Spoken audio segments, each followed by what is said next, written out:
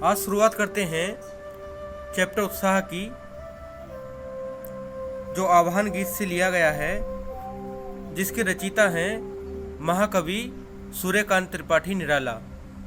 तो इन्होंने इस चैप्टर में जो बताया है वो बादलों का आह्वान किया है, बादलों का आह्वान किया है और बादलों को क्रांति का प्रतीक बताया है, बादलों को क्रांति का प्रतीक बताया है। तो कविवर सूर्यकांत त्रिपाठी निराला जी ने क्या कहा है ये हम समझेंगे। बस आपका काम केवल सभी छात्रों को सुनना है, समझाने की गारंटी हमारी है। बस केवल आप सुनते रहें और एक एक लाइन का एक एक शब्द का अर्थ आप देखते रहें। अब इसमें क्या कहते हैं ये देखो आप, बादल गरजो, ये बादलों के लिए आह्वान किया गया है कि बादल तुम खूब गरजो, घेर घेर घोर गगन धराधरो। मतलब अब देखो क्या बताया है कि धराधरो मतलब बादल, कि हे बादल तुम गगन को, तुम आकाश को चारों तरफ से घेर लो, तुम चारों तरफ से घेर लो। ललित ललित काले घुंघराले, ललित मतलब सुंदर। अब जो तुम जो दिखाई देते हो ना, तुम जो लगते हो, किसको बताया गया? बादलों के लिए,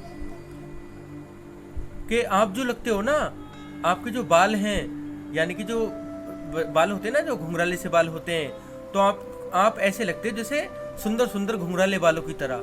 ललित ललित काले घुंघराले बाल कल्पना कैसे पाले, मतलब तुम जो दिखते हो, तुम्हें जो महसूस किया जाता है, जैसे छोटे छोटे बच्चे होते हैं ना, उनके मन में अजीब अजीब सी कल्पनाएं होती है और वो बहुत सुंदर लगती है उनकी कल्पनाएं। ऐसे ऐसे प्रश्न पूछते हैं को आपको सुनकर उसको हंसी आ जाती है।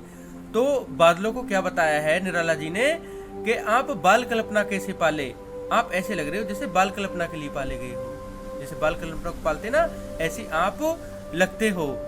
तो ललित ललित काले घुंघराले बाल कल्पना कैसे पाले।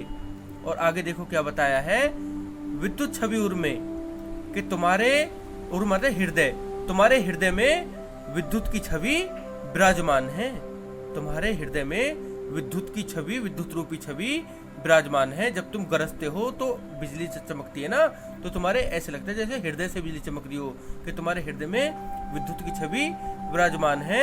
कवि नवजीवन वाले, और जब तुम बरस जाते हो तो संसार को तुम नवजीवन प्रदान करते हो, क्योंकि जब आप बरसते हो तो सूखा खत्म हो जाती है और नया जीवन प्रदान करते हो। वज्र छिपा नूतन कविता फिर भर दो बादल गरजो, मतलब आपके अंदर वज्र जैसी शक्ति, वज्र एक हथियार का नाम होता है, वज्र एक हथियार का नाम होता है। तो आपके अंदर भी वज्र जैसी शक्ति विराजमान है और नई कविता तुम फिर भर दो, नूतन मतलब नई कविता तुम फिर भर दो और बादल गरजो। तो बादलों को गरजने का आह्वान निराला जी ने किया है। अब निचली वाली लाइनों का जो अर्थ है वो आपसे हम साझा करेंगे। अब आगे देखो, आगे क्या लिखा है, विकल विकल उन्मन थे उन्मन, विश्व के निधाग के सकल जन। और जब आप नहीं आए थे, यानी बादलों के बारे में बोला जा रहा है कि अब निराला जी क्या बताते हैं, विकल विकल उन्मन थे उन्मन, कि जो पृथ्वीवासी थे, जो लोग थे, वो कैसे थे? विकल विकल मतलब परेशान थे, उन्मन थे उन्मन, और अनमने भाव से रह रहे थे, क्योंकि उनको गर्मी ने ज्यादा सता रखा था, तो विकल विकल उन्मन थे उन्मन मतलब अनमने भाव से रह रहे थे, परेशान थे तब तो गर्मी से। और जो धरा थी वो भी बहुत गर्म हो जाती है बरसात से पहले। तो अब आगे देखो, तो विश्व के निधाग के सकल जन, यानी कि पूरी दुनिया के सभी जन गर्मी से परेशान थे। आए अज्ञात दिशा से अनंत के घन, तप्त धरा जल से फिर शीतल कर दो बादल गरजो।